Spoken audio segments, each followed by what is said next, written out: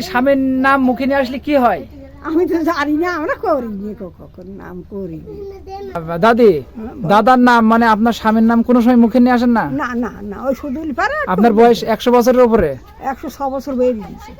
এই 106 বছরের ভেতরে মানে আপনার যখন বিয়ে হয়েছিল, বিয়ে হওয়ার পর কোনো সময় আপনার স্বামীর নাম মুখে নিয়ে আসেননি? না না, আমরা আজ জানি না।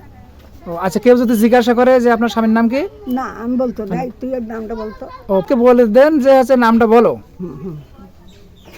তাই কি আজব ব্যাপার সুপ্রিয় দর্শক, এখনো গ্রাম অঞ্চলে মায়েরা তাদের স্বামীর প্রতি কত শ্রদ্ধা তার উদাহরণ এই কান্দাডাঙ্গা গ্রামের বৃদ্ধা রাহিলা খাতুনের দেখতে পাচ্ছেন। তিনি এখনো বিয়ে হওয়ার পর স্বামীর নাম কখনো মুখে নিয়ে আসেন না। যদি প্রয়োজন হয় পাশের লোককে বলতে বলেন যে স্বামীর নামটি বলুন। দাদি, দাদি, এই তোমার তো বাড়িওয়ালার নামটা কি বলো তো? তোমাদের বাড়ির না তা কি শুনি কি করবে? তো বলতে নেই, শুনি কি করবে বলতে নেই। আমি নাম বলতে নেই, পাপ গুনাহ হয়, এরকম মনে হয়। আল্লাহ